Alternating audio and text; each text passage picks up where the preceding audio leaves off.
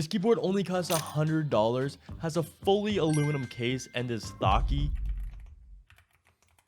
But how good could it really be?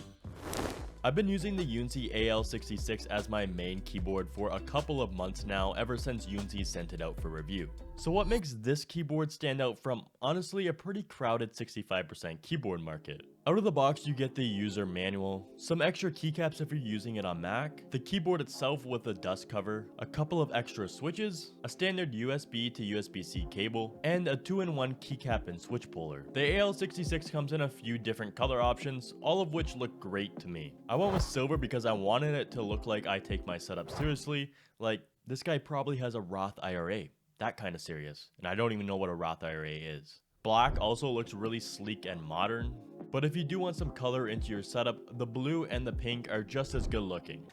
The layout of this 65% keyboard is my favorite of all the other 65% keyboards I have tested. Unlike a lot of other 65% keyboards, it does have a volume knob in the top right, which is most commonly found on 75% keyboards or full-size keyboards.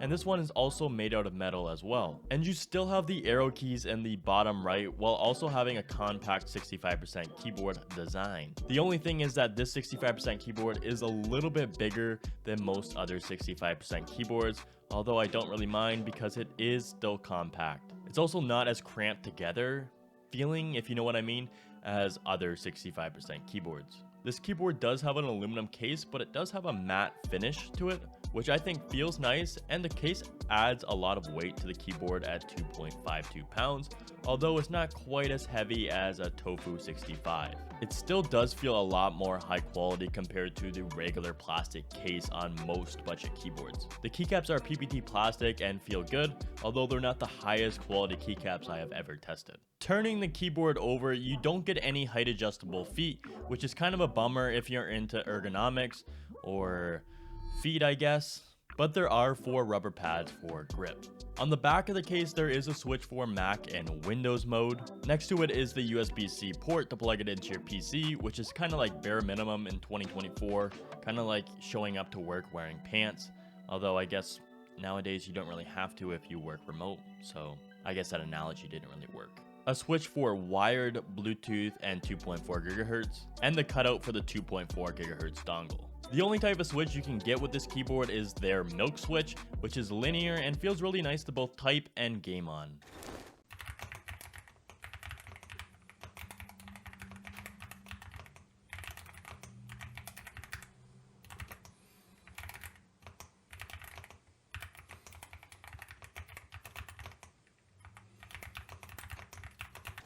But it is hot swappable, so you can use any regular mechanical switch on it. This is actually the keyboard I used in my video testing all the popular tactile keyboard switches, so you can check out that video as well. But that just shows you how good this keyboard is. You can use any switch on it, and you can listen to the sound in that video to see how exactly this keyboard sounds with different switches. This keyboard is also gasket mounted, which is kind of insane for a budget keyboard, and that just means that when you push on the keyboard, it does have some give, which you might think might be a bad thing, but it actually makes the sound a lot better and it makes it feel a lot better as well. Just kind of think of it as shocks like for a truck, but for your fingers on a keyboard. Also helping with the sound is the pre-lube stabilizers, as well as they do include some foam in the keyboard to take away some of the annoying metal pinging sounds that would happen on a metal case. For wireless modes, I've been using it in the 2.4 GHz mode. I haven't really used it in Bluetooth, but the 2.4 GHz has been working pretty much perfect. Haven't had any issues with it disconnecting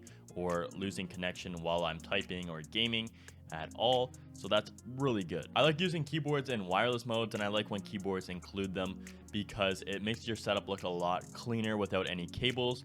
I mean, my mouse is still wired, but just having no cables on the keyboard, and you can always get a wireless mouse later, is a good plus. I've been going like a few days without charging it. I haven't charged this in probably like 3 or 4 days, and it's still going pretty good. I haven't had any issues with it dying quickly, as it does have a 4600 milliamp battery. They do say it should last about 90 hours. I'm pretty sure that's with the RGB off, and I've been using it with the RGB on, so I don't know if it makes too much of a difference, but keep that in mind. It will last longer with the RGB off, but 90 hours is pretty solid for a keyboard of this cost.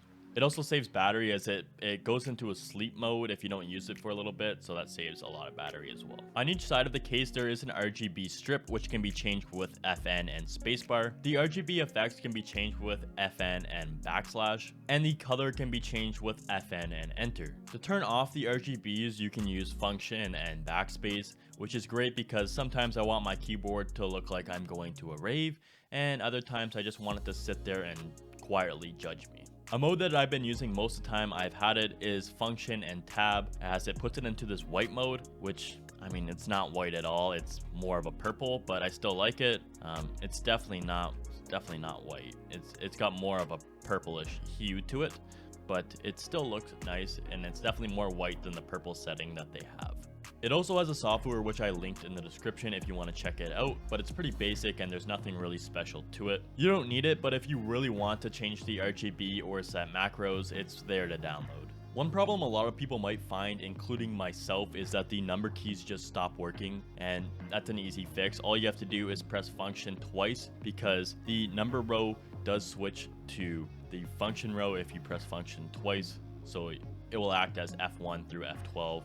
Or you can double press it and it will go back to normal 1 through 9. This keyboard is an excellent choice for anybody looking for a great keyboard but doesn't want to build a custom keyboard. I've honestly been using this keyboard more than my custom keyboard recently because I like it so much and you don't have to do anything to it out of the box. Earlier I talked about how the AL66 stands out in terms of build quality and performance, but there is one thing I didn't fully get into, and that's how it compares to other keyboards in its price range. You might want to watch my video comparing the Ala F75 to the AK-A20 Pro, two keyboards that might make you reconsider your choice. Watch it here to see how they compare.